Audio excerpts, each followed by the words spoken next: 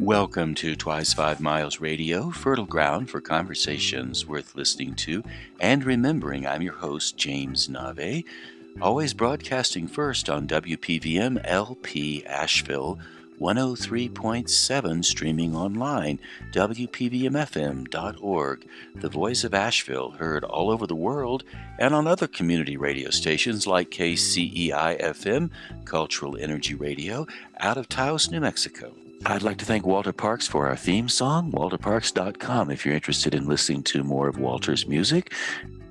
If you would like to reach out to me, you can do so through my website, jamesnave.com. Nave is spelled N-A-V-E. You'll find the contact button at the top of the page. I would love to hear from you. Where are you? What's going on in your life? What's your news? If you're interested in writing, I wanted to let you know that I'm hosting an Imaginative Storm Writing Circle Prompt of the Week event with my business partner, Allegra Houston, every Saturday morning, 9 a.m. Pacific, 10 a.m. Mountain, 11 a.m. Central, and noon Eastern Time. If you're interested, you can reach out to me, Nave, at jamesnave.com. Nave is spelled N-A-V-E. I'll send you the Zoom link. I look forward to hearing from you and hope to see you there. Now, on with the show. Today, my guest is Danny Solis. Danny is a poet, a good friend of mine whom I've known for many, many years. Danny and I worked together in Poetry Alive back in the days when we were performing poetry for school students all over the country.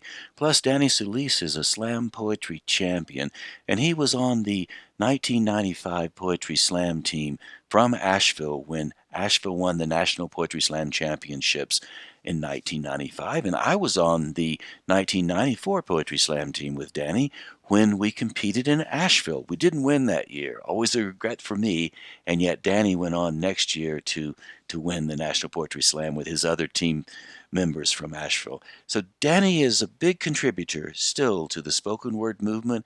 We've all stayed in the game, and Danny Solis has certainly kept up his end of the bargain, and it's a real pleasure to have Danny back again. He was a guest on this show about a year or so ago, or maybe 2 years, I don't remember. So he's back with us now. Danny Solis, welcome to Twice 5 Miles Radio. Thank you, Jim Nave, for this very gracious and generous invitation. It's a pleasure to be here. Well, thank you, Danny, and I love it that you call me Jim Nave. Most of my old friends know me as Jim Nave, even though I go by James Nave now. So when somebody says Jim Nave, it defaults me back to all of the previous years that I've experienced with friends like you. So beginning this interview, we talked last time you were in Asheville, and you and I did an interview at Riverside Cemetery, sitting in front of the statue of an angel overlooking the French Broad River and Interstate 26, which was running north to Johnson City, Tennessee. It was raining a bit, and you and I sat there and we talked about life. So that's been 2 or 3 years ago. In the passing of time, I know you're still involved with all your poetic work. And so I would love for you just to start by telling us what you're doing now and how things are going and what's up. And let's just take it from there.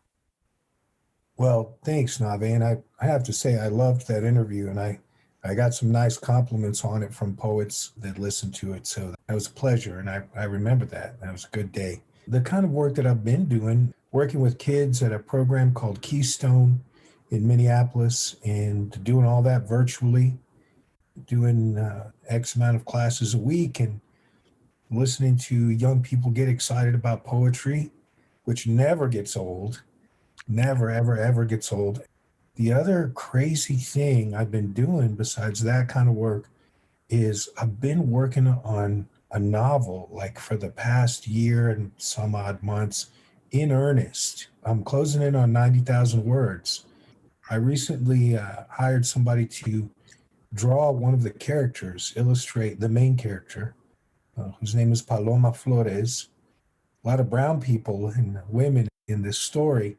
But anyway, I got very excited about the idea that I would see one of my characters come to life visually and that somebody else would add their imagination to it.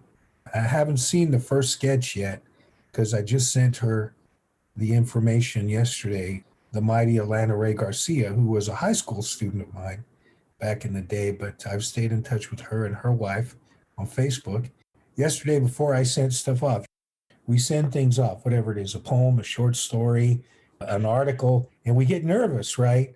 And then you hit that send button, whatever it is, a grant, and it's gone and you can't get it back and it's there. So she's looking at it. That's one of the things. I mean, and then I'm a dad every day and just the best job ever, the most fun and biggest learning experience and the most joy I've ever experienced. So grateful for that. Just out here hanging on, Navi. Living life. So your character, Paloma, how did this character emerge? A woman or a man? Paloma is a woman. Traditionally, Paloma is a woman's name in the Spanish idiom, but Paloma could be a man. Why not? You know, that's a good question. I like that. She emerged because I'm a big fan of the Western, not only Western movies and those types of things, but also literature, novels. You know, like I love Lonesome Dove. I think those characters are immortal. I love Cormac McCarthy's writing, Blood Meridian, and the Border Trilogy and all that stuff. First of all, there are almost no Mexicans or Black people in any of this stuff. I mean, you got Dietz and Lonesome Dove. I mean, he's a great character, you know, but there are no strong Mexican characters in that whole book, that 1,000 some odd pages. So I kept waiting. When is somebody going to write characters that look like me? And I figured I can't wait. You can't really wait on that. I got to make my own stuff. So that's where the idea of the novel came from. The other thing I was going to mention that I love is vampire stories, books, novels, movies. And Paloma Flores is an 18-year-old young woman in the 1880s in the Southwest who was a vampire hunter, demon slayer, and has a band of vampire hunters that she runs with. It's very diverse, and she's a badass, you know, and not in the ways like Clara in Lonesome Dove, who's long suffering and stays on her little ranch and, you know, loses babies and goes through all this hardship, but she's not out hunting blue duck. She's not out kicking ass and taking names like Gus or Woodrow Call. She is playing the traditional woman's role. I wanted to break that open, right? Because people write all these fantasy stories and we have to suspend disbelief and say, oh, I believe that a man can fly or Batman can beat up everyone or whatever it is that fantasy writers are asking us to believe. And so I thought, why not just have a woman that kicks ass? You know, young woman, here she is. I would guess if I had to describe the vibe or the feel of the story, it's kind of like a Lonesome Dove meets Buffy the Vampire Slayer meets Tombstone meets Bram Stoker's Dracula. There's a lot going on. Anyway, I'm excited about it. I like the characters. I love Paloma. And in terms of seeing women be strong, I grew up with a bunch of strong women, like my mom and my grandmas and my sisters and my aunties and everybody, wonderfully strong, confident women. And so it's a natural thing for me to think of women in that regard. Obviously, I'm a big fan of Buffy the Vampire Slayer, but there's also some of the princess from Hidden Fortress. Hidden Fortress, the great Akira Kurosawa movie and the inspiration for Star Wars.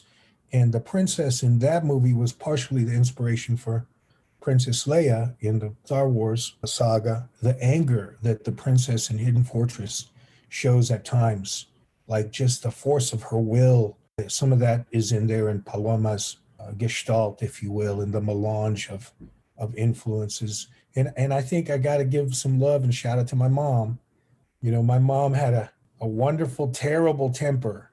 When something mattered to her, you could not bend her, much less break her.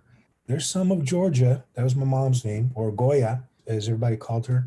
There's some Goya in Paloma too. So there are a lot of influences sifting through there. Yeah, I wanted to create a character like that. I wanted somebody brown, somebody who was Mexicana, Chicana, Mexica, of that lineage and culture, but who was also a super badass. And if you study actual history a lot of the things we associate with American cowboys, they actually got from Mexican cowboys.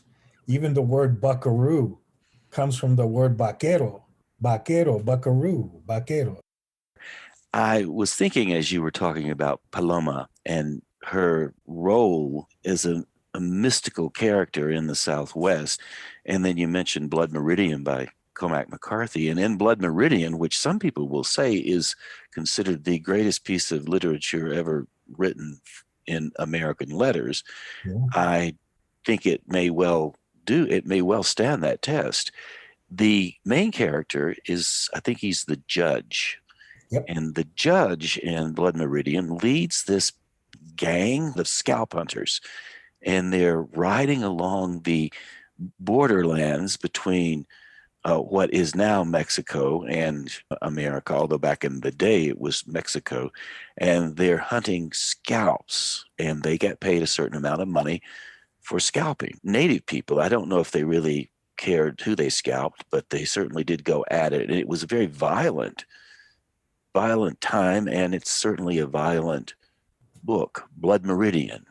And Yep. it's and yet the judge, I think if I recall, he was pale skinned and was almost impossible to kill.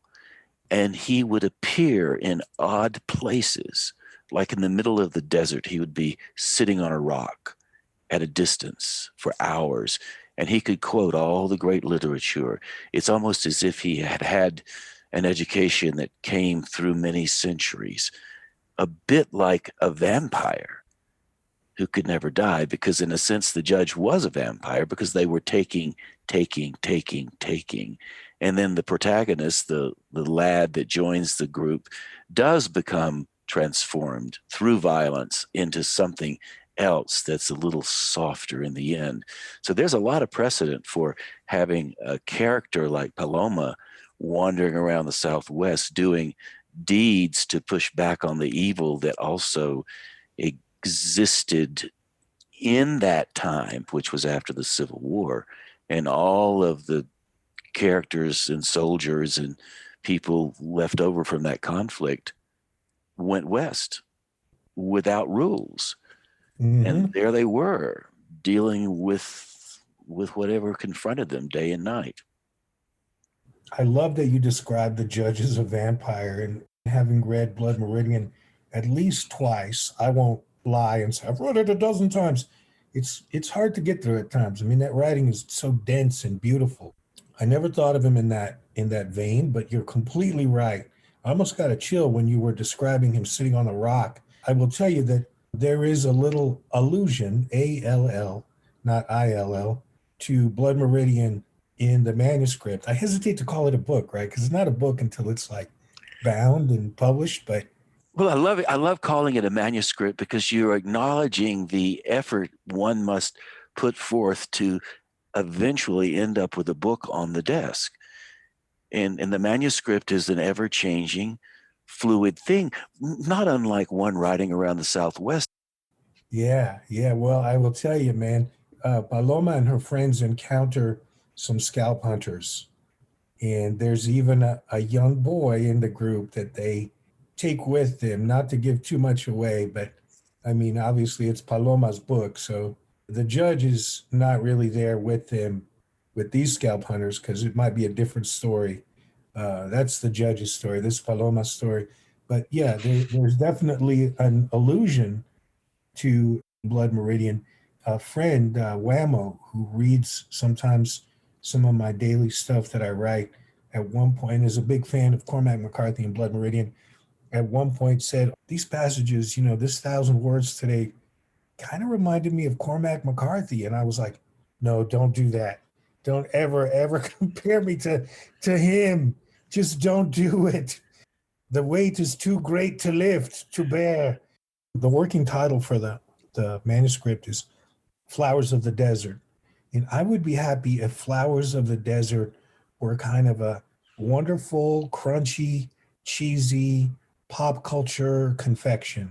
If it were just like the dime novels of the Old West and people picked it up and had a good time and read it, enjoyed it, This will go in the hall of great letters next. No, none of that. None of that. I just want to create something fun, and I want to add some characters to our imagination that don't necessarily look like the characters that we've been used to seeing in those roles. Flowers of the desert bloom at night often, and Mhm. that's the darker time when you're less able to see things. So many of the flowering opportunities that happen in the desert happen when one cannot see them, and other animals that wander the night can see them. So I think that's also interesting too in respect to the kind of characters you're bringing to bear. These are the characters who haven't been seen as much in literature. Right, or if at all, if at all. And the other thing, Paloma Flores, Flores means flowers. And so flowers of the desert. I like the idea of the night blooming flowers in the desert. What pollinates them? It's bats and it's moths and it's tiny owls and those types of things that go from flower to flower and pollinate and cross pollinate and do all that. And lots of bats in the desert. People don't necessarily think of the desert as being a place with bats, but they're there, man. They're just a huge part of the ecosystem. In bats, vampires, everything. Of course, the desert has all of the snakes and, as you said, the small owls, large owls, probably some cats out there wandering around as well, plus the insects as well as the other reptiles. I imagine the desert really becomes a lively place in the night. Oh yeah, absolutely. I mean, that's when a lot of the creatures out there start work. When the sun goes down, and that's their shift, man, from dusk till dawn. So true, so true. The desert animals come out at night and go to work. Like you, for a year, you've been coming out and going to work on this novel. During this process, how has that work changed you? Are you different now than you were before? Yes and no. I mean, I have a much greater appreciation for people who hammer out books because it's so much work and it's a different kind of work than poetry, which is its own, as you know, it's lovely and worthy and necessary work. Trying to work on a novel, on a manuscript is so different. And I've had to do a lot of research because I don't want to just be talking through my hat, as it were.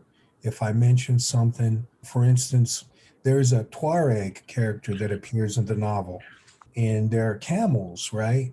And there were camels in the Southwest. There was a general in the U.S. cavalry that thought the only way that the United States Army could fight the indigenous peoples in the desert was to have camels that wouldn't need as much water as horses. So they actually brought a couple of shiploads of camels and trainers from Northern Africa over to the Southwest.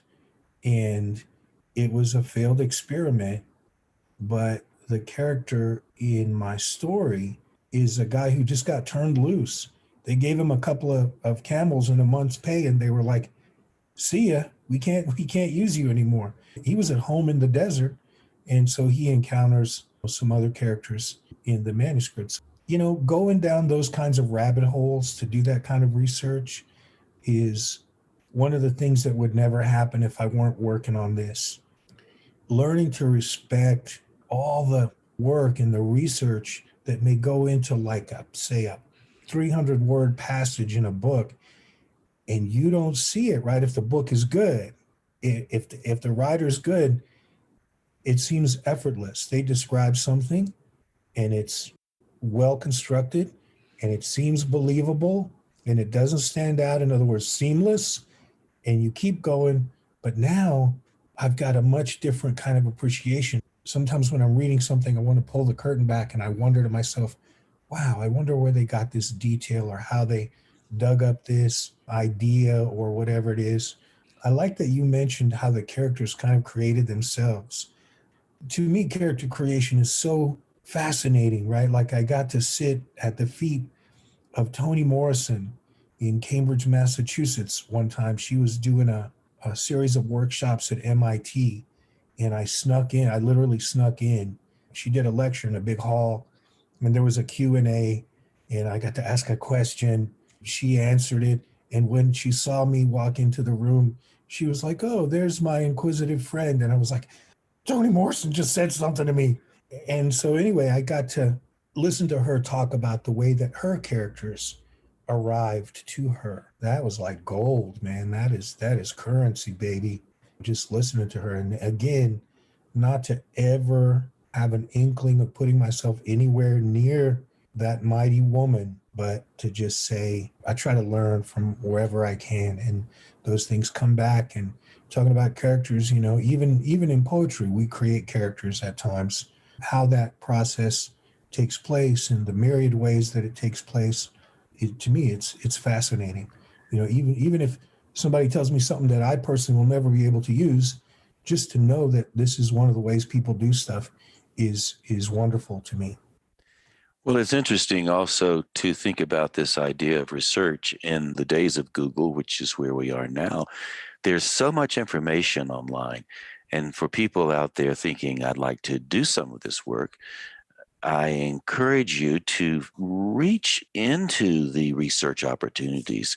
So if you're writing about an owl in Western North Carolina, it's very easy in 5 or 10 minutes to find out how many owls you have in Western North Carolina, or if you have owls in the Southwest, and what are the differences between the owls in the Southwest and the owls in Western North Carolina. You can go on YouTube and watch videos of these owls flying at night. So there's much to be had. And one of the things I wanted to comment on, we do have the opportunity as creative people, as writers, people who decide to do creative work, we have the opportunity to gather round a lot of great people, Toni Morrison being one. And you and I have been in the poetry world a long, long time, and we have crossed paths with many people, many of whom have won Pulitzer Prizes and all kinds of awards, and they've Mm-hmm. gained a lot of national recognition. And yet, no matter how high one climbs in the hierarchy of recognition, in a sense, we're still all sitting in that same circle. And you never know, Danny, you never know, I never know, and anybody out there listening, you never know when what you do may make some kind of contribution in a way that will influence someone else, and it just continuously ripples out. So even though one person may be greater, and certainly Toni Morrison is one of the great writers, we also are working in an arena of greatness we're all making some contribution to, which to me gives a lot of hope for anyone out there trying to make something happen. And I really appreciate always being open to whatever someone has to say. Sometimes you think what you have to say is small. I'm of the mind that may be an inaccurate assessment. Perhaps it might be wiser to think that what you have to say has the potential to be large to someone. And if you say it with a sense of generosity, a sense of offering something up to make a little difference in the life of one person, not the lives of thousands or tens of thousands, just one person, then what you have to say, the thoughts that you employ throughout your day and some of the ideas you have, then become large in the mind and the thoughts and maybe in the soul of somebody right in front of you. And by not worrying about how big your range is, you are then able to make an impact on that one person. And so often I've heard storytellers, writers like you, Danny, who are working on this book now, I've heard them talk about how the most important person in the world is the person right in front of you, the one you are engaging with in the moment. So, Danny, when you are developing your characters, it's almost as if you have a real person in front of you. I've done a little bit of character development, and I've had that same experience. Sometimes actors will have it when they develop a character to present on stage. So there are many ways of engaging our lives and many ways of offering our creative gifts And of course, you can express yourself in many, many ways. Danny, you do it with poetry and writing your stories and with your performances on stage. Now, mostly you're doing it on Zoom like all of the rest of us. And yet, we're still in the game. We're still in the process, still throwing ourselves out there, waiting to see what will happen next. And speaking of what might happen next, I would like to take this moment to pause for a station break and say, you are listening to Twice 5 Miles Radio, fertile ground for conversations worth listening to and remembering. I'm your host, James Nave. Our guest today is Danny Solis, and we're always broadcasting first on WPVM LP Asheville 103.7, streaming online WPVMFM.org, the voice of Asheville, heard all over the world, and also on other community radio stations like KCEI FM, Cultural Energy Radio, out of Taos, New Mexico. I'd like to thank Walter Parks for our theme song. Thank you, Walter. I love your music. Keep on playing it, brother. WalterParks.com if you're interested in more of Walter's music. If you would like to reach out to me, jamesnave.com. Nave is spelled Nave. You can always email me through my website. The contact button is at the top of the fold. I would love to hear your story. What's going on in your world? Happy to respond back if you send me an email, jamesnave.com. Nave is spelled Nave. And one more thing, like I said earlier in the show, if you're interested in writing, and you may well be, as you've been listening to this show about poetry and performance, I have a weekly writing group every Saturday called the Imaginative Storm Writing Prompt. I would love it if you would consider joining it. Please send me an email, nave@jamesnave.com, and I will send you the Zoom link, and maybe you can be there with us. I would certainly be pleased about that. Now, back to the show. So, Danny, coming back to our conversation and all of this wonderful exploration around research and owls and people in the Southwest, and as you and I have been talking for the last half hour, I'm been reminded of all the hundreds of hours you and I have spent in conversations on the road. You and I were on a poetry team together, a National Poetry Slam team together. You and I both were there in the early days of the poetry scene in Asheville. And the last time you were on the show, we talked a bit about that. How could we not? That said, you were on the show 3 years ago. And so, in some ways, this is a brand new day.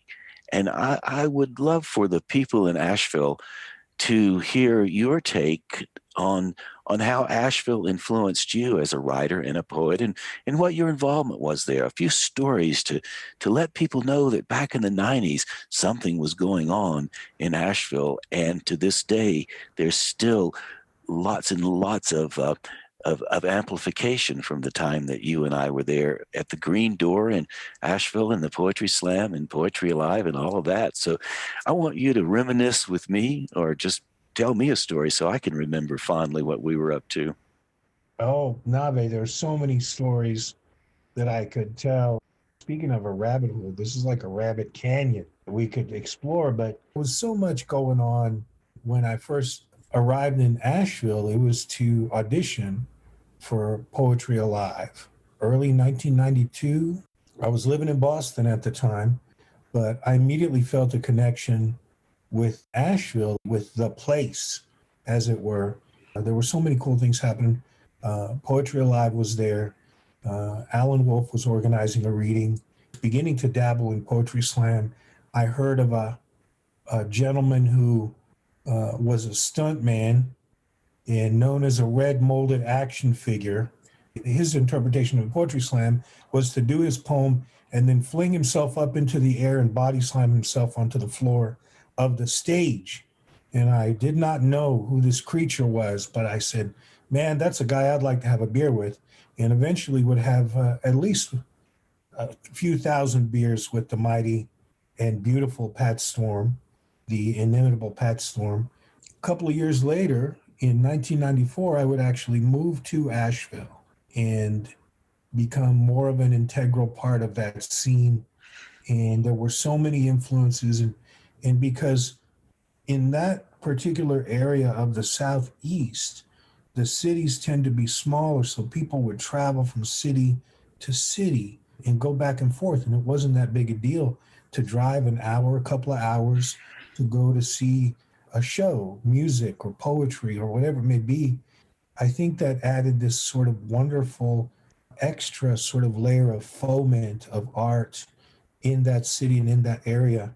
When you and I were on the team in 94, that was an amazing team. It was very diverse in terms of the voices and what we were doing and what we imagined. And I think we probably imagined a heck of a lot more than we actually did. But I mean, besides being a very creative and accomplished and formidable team, I think we were wonderfully dreamy. We all had dreams. We were imagining and dreaming and all that. To me, that's the better part of the creative process. And then that team I was on, when I say people didn't think anything of traveling a little bit, Kim Holzer, the mighty, the lioness, she was living in Winston-Salem at the time, and she would drive into town to do rehearsals over the weekend. And Pat Storm was living with his girlfriend Debbie, and they were living in Newport, Tennessee, or thereabouts in that area. They would drive in, and Debbie would drop off Pat for the weekend of rehearsal and partying and hanging out and all of that. Luckily, I was staying in a big house at the time, so I had room for people who wanted to stay and hang out. There was so much going on, and Gail Danley would come, show up and visit and read and slam. And I remember, again, the mighty and inimitable, the wonderful Glennis Redmond. And Glennis, if you're hearing this, and Gail, hi, love y'all. Glennis was not slamming yet at that point. She was reading, she'd show up and read in the open mic and was a little timid, if you can believe that. She was timid at the very beginning. Didn't last long because she had something to say. We were all the better for her saying her piece in this world of art and poetry. But that's what it was kind of like in those days. Things were happening. People were arriving on the scene and doing their thing, and there were so many different voices. And Alan Wolf, I don't know if I've ever met a better facilitator. That's a dry, stupid word. Like he would set the table, right? He would be the host of the potluck of poetry and art. Here's this canvas. Poets, go ahead. It was never about him. It was never about him. It was always about poetry. That is rare. Don't get me wrong. There are a lot of great hosts and MCs and organizers all over the nation. But I do hear some people are like, well, how about some recognition as an organizer? If you're doing it for recognition, you're doing it for the wrong reason. I've run and MC'd and organized a lot of readings over the years. You have to make it about poetry, right? And not about yourself. And Alan did that so wonderfully. And Ginger West, his partner, he is her husband. I'm going to say it that way. She was such an integral part. And Lee Lancaster was such an amazing part of that time. And Ted Vaca and the ideas that he brought and the voice that he brought. Dan Rourke, who we were on a team with. And, so many incredible voices. And when I look around North Carolina in the National Poetry Slam for a few years was like a powerhouse. There's just something about that area and the wonderful bubbling art that lives there. And I'm just happy to be a part of it.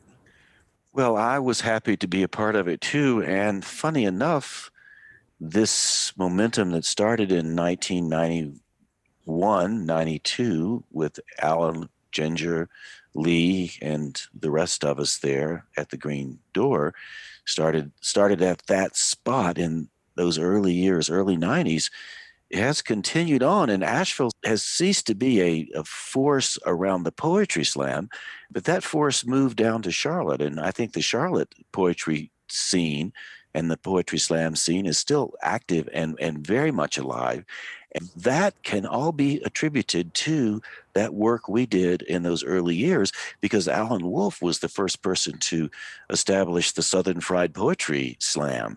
That grew, and from that, all of this other stuff started to happen. So I would be quite inclined to give Alan credit for the leadership that has spawned so much of the poetry in the Southeast to this day.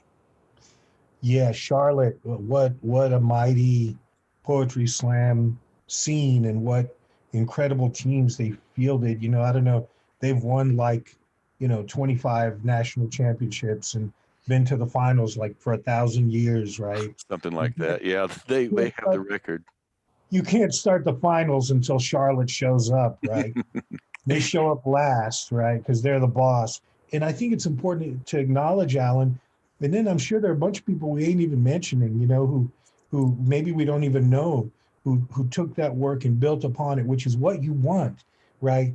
You don't want to be like, oh, I hosted this reading and it was the greatest reading ever, and now there's nothing there. You want it to change and morph and evolve and grow, and just in some ways run away from you. I mean, that's kind of, for me, one of the lessons of creativity and collaboration. I was talking to my son about the drawing my friend is going to do for of Paloma, and I said I don't want it just to be me instructing her. I want her to use her own imagination once she gets an idea and a feel for the character, because that's what collaboration is. You want the other artists, the other people involved to do stuff that you could never imagine. Otherwise, why collaborate? If it's if it's just your ideas, like I said, I so much credit goes to Alan Wolf, and then I gotta mention Sally Hayes, because she was the person who gave me a shot with Poetry Alive. And one of the great things that Poetry Alive did, besides the obvious work of bringing poetry to thousands, maybe millions at this point, of kids across America, but it forced me as a poet to memorize those at least 35 poems in order to use in shows. A lot of that has still, I'm sure, stayed with you. A lot of it has stayed with me, and there are times when I go in and I'll memorize a poem just because I love the poem. And it's different. It's like once you memorize it, it kind of gets in your bones in a different way Right. than it Yes. lives in a book, and you have to pick up the book to remember most of the poem. If you can sit there and somebody mentions Mary Oliver and you can recite, the summer day or wild geese, is a different thing, And so for me, there were all these influences. I had just, at the time I was living in Boston, seeing Patricia Smith every week do her poetry and being in slams. There was one point in Boston where I went to 8 open mics in a row, like 8 nights in a row, because I wanted to see how many nights I could go and read a poem in front of an audience. And by the eighth night, I was exhausted. I was like, I got to take a break. But coming from that sort of bubbling cauldron of poetry and energy, and then hitting Asheville, hitting North Carolina, the Southeast, and combining all those influences and being around so many incredible voices like you and Pat Storm and Alan Wolf, so many incredible people that were there. Well, Sally Hayes, you mentioned her. I still am in contact with Sally. She's was just as a light, bubbly light, and had a conversation with her not too long ago, and she still is just as bubbly as she ever was, and she's excited about just being alive. Sally will just always have this enormous place in my heart. In the house of my heart, there's a room with Sally's name on it, right? That she is welcome anytime. I will never forget that she was the one who believed in me. I'm not sure that everybody at Poetry Alive, looking at the people who were auditioning, was completely sold on me or what I was doing. But I know that Sally, from the time we met, I feel like believed in me and believed in my ability to do the job, and just believed in me as a person, and gave me this wonderful chance to do the work. And hope I didn't let you down, Sally.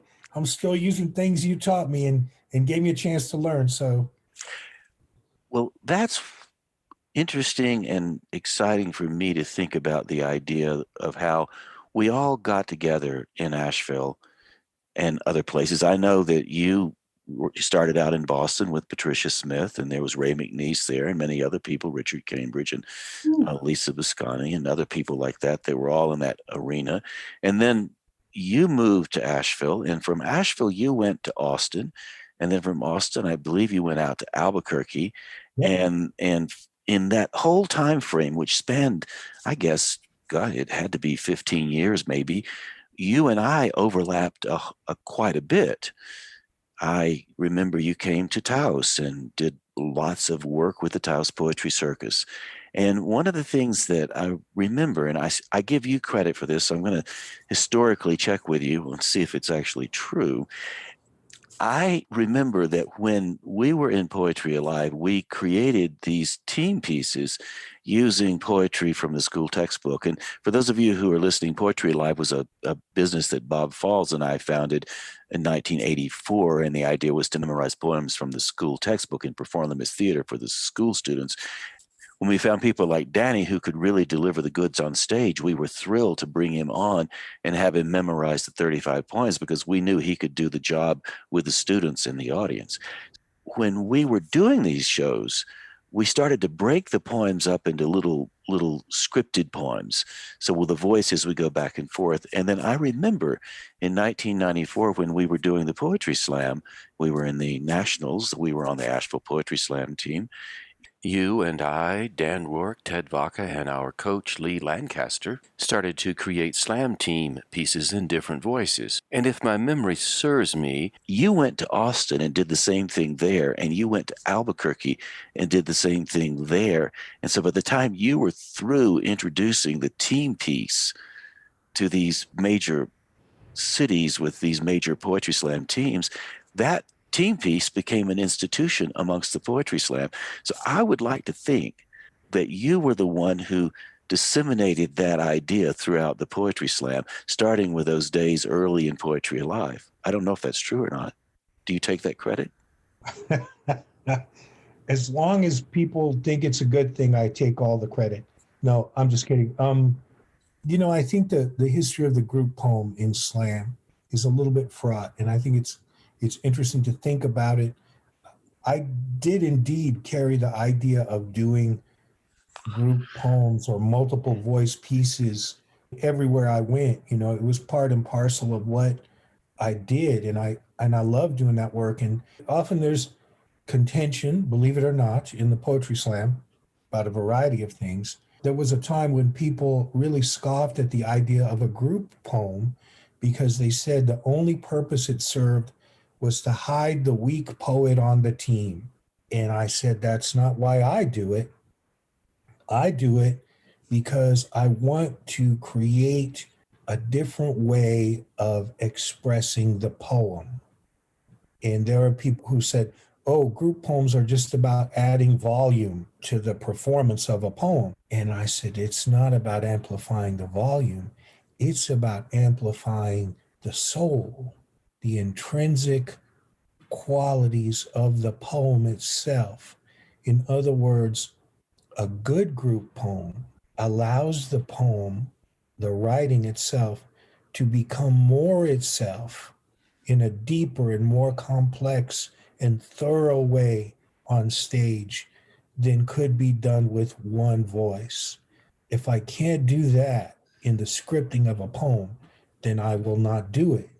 Not that I feel the need to prove my point, but when I was with the Albuquerque Poetry Ensemble, which was a wonderful but short-lived experimental group, we were scripting poems, not for competition, for two voices, trios and quartets and quintets. And I think we even had a sextet where all the poets in the ensemble got on stage at once. And we did this poem that we all contributed writing to. It was so much fun and so different.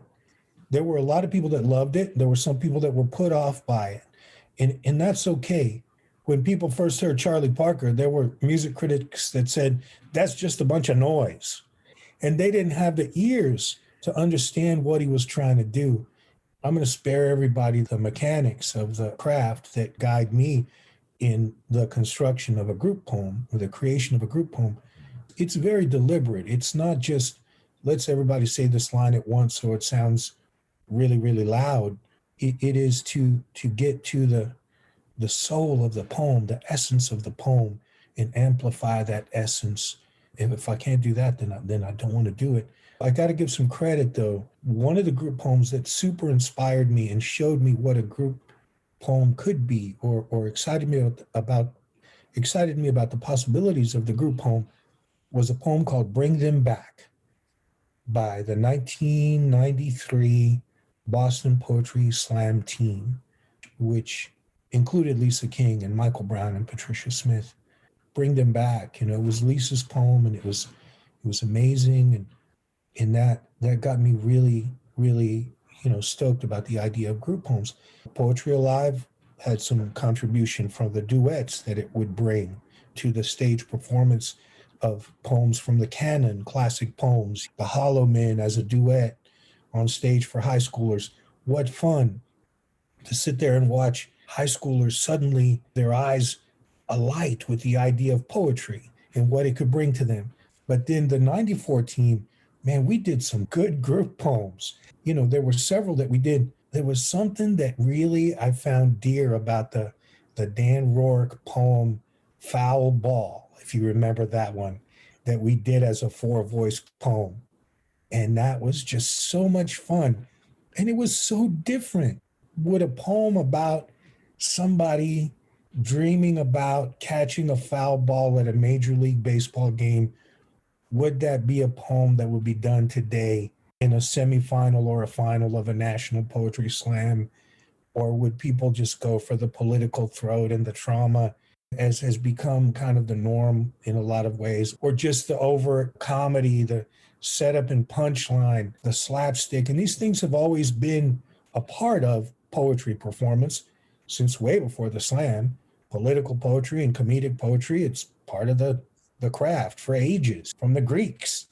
In the slam, right, it seems like the range of topics has gotten more narrow as the number of poets has increased, right? And I feel like at the beginning, we had a small sliver of poets that wrote about an enormous range of things and performed. And now it's like the number of poets is enormous, but the range of topics has grown very small. I believe that is true. Well, Danny, I really appreciate you giving your insight on the group piece. And I know that this kind of work requires the efforts of thousands of people. No one person develops any of these things. That said, I do love the notion that you and I and a few others in those early days did present the idea to the group. And we're advocates for the idea.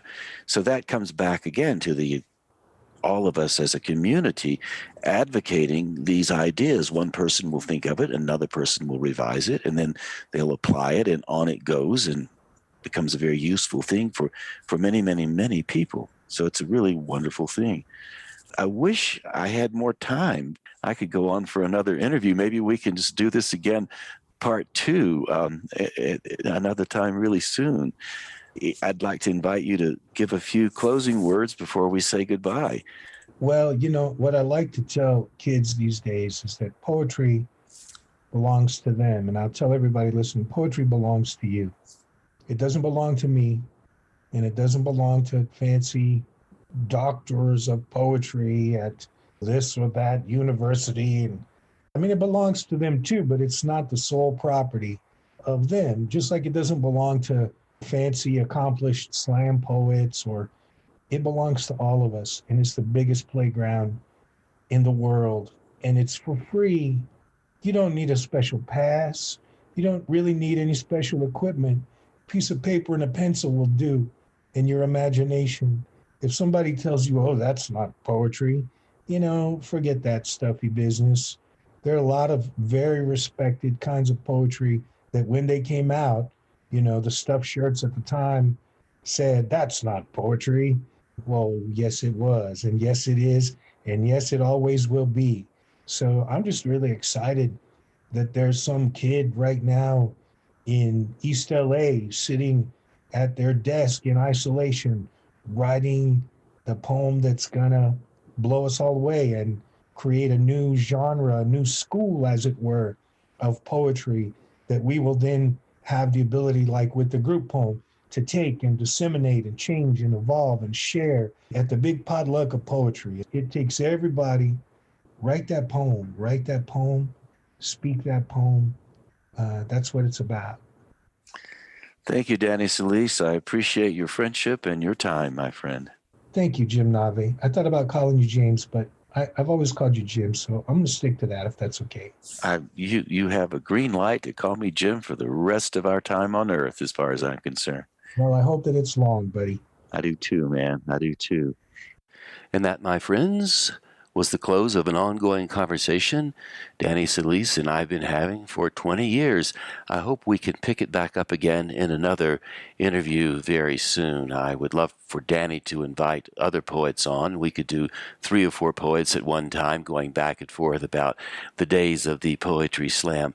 I'm glad we have a little bit of time before the top of the hour, and the reason why is because I'd like to continue discussing the idea Danny and I were tossing back and forth around the group piece or the team piece or the scripted poem. And I have something I think you will like. In 1996, Danny Solis was on the Austin Slam team. In 1995, he was on the Asheville Slam team, which won the Nationals in Ann Arbor, Michigan. And in 1994, Danny and I were together on the Asheville team, which came in 4th in the Nationals, which was held at Diana Wortham Theater in downtown Asheville. If you live in Asheville, you probably know where that theater is. So as Danny said, the team piece is about amplification. It's not about amplifying the weakest poet. It's just about giving some creative spirit to the piece. Maybe it's a collectively written piece, or it's a piece that was written by one poet, and then the other 3 or 2 or 6 poets got together and scripted it so that it became an ensemble. So what I'd like to do now is play the 1996 Austin Slam Team's piece, which is a 4-voiced poetry piece about our culture. Now, in 1996, which was, coming on 25 years ago, I wonder if the questions were the same then as they are now. So if you will join me in listening to this piece that's now going to unfold before you, the 1996 Austin Slam Team performing a group piece.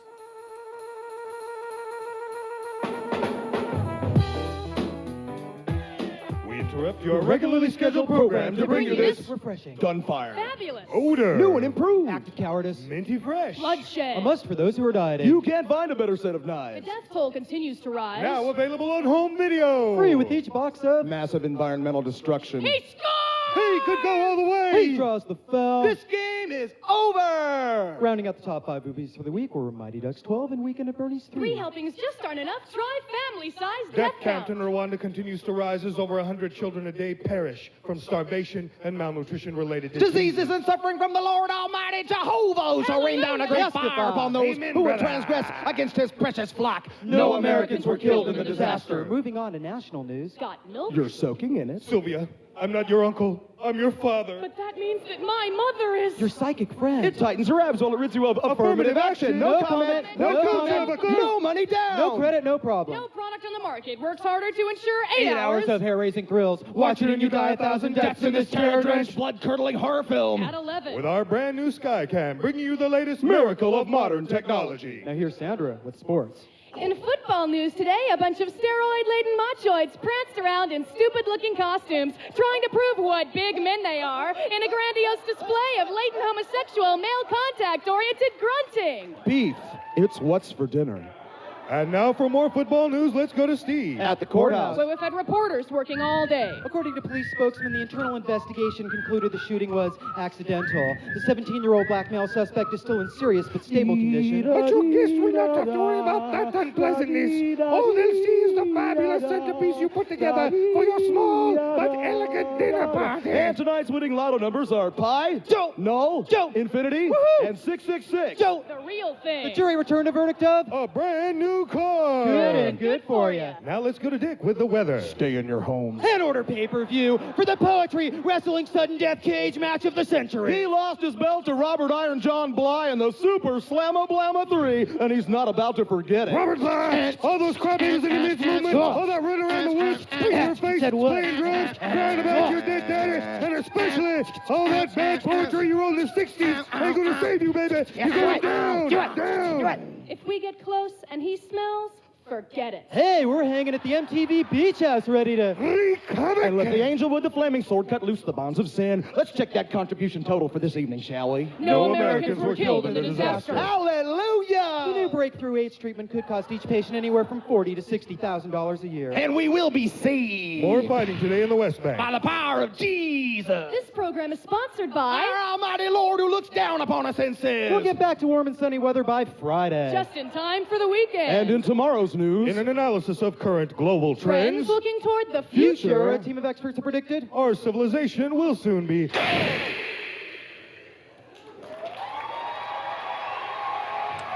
I hope that gives you some idea of how a group piece works in the Poetry Slam. I've had a fair amount of experience with group pieces over the years, and I can tell you it's a very precise proposition. The poets rehearse those moves, those verbal moves, take hours and hours of rehearsal to get them to the point where they sound like they're just popping out as if it was an improvisational impulse. I'll bet the Austin team had 200 hours of practice in that one poem over a 3 or 4 month period. And eventually you get to the point where it becomes so ingrained in your psychology and your bones and your interior that it just pops out as if it's been there from the beginning of time. And in some ways, maybe it has.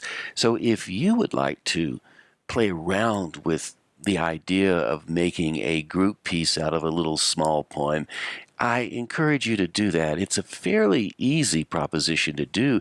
Even if you're doing it by yourself, you can have some fun with it. I know Danny mentioned the Hollow Men, the two-voice piece. The Hollow Men is a very complicated, well-established poem written by T.S. Eliot, and it's about two men who are hollow, of course, and they are thinking about society. And so putting the Hollow Men in a two-voice group piece might go something like this. We are the hollow men, we are the stuffed men, leaning together, headpiece filled with straw. Alas, our dried voices, when we whisper together, are quiet and meaningless, as wind in dry grass, or rat's feet over broken glass. In our dried cellar, shape without form, shade without color, paralyzed force, gesture without motion. So as you can see, I'm playing around with the deep voice and the high voice, and you get something that emerges out of it. It's playful, that's for sure, and you can do it with little bitty things like Jack be nimble, Jack be quick, Jack jump over the candlestick. Of course, that was a playful little nursery rhyme that we all know. Jack be nimble, Jack be quick. And on that note, I'd like to say you've been listening to Twice 5 Miles Radio, fertile ground for conversations worth listening to and remembering. I'm your host, James Nave, always broadcasting first on WPVM-LP, Asheville 103.7, streaming online, WPVMFM.org, the voice of Asheville, heard all over the world, and also on other community radio stations like KCEI-FM, Cultural Energy Radio out of Taos, New Mexico. Thank you, Walter Parks, for our theme song. We do appreciate it. WalterParks.com if you would like to know more about Walter's music, and you can always reach out to me, JamesNave.com. Nave is spelled N-A-V-E. You can email me through my website. Thank you ever so much for tuning in, and please do tune in again next time. Until then, I'll catch you on that turnaround somewhere down the line.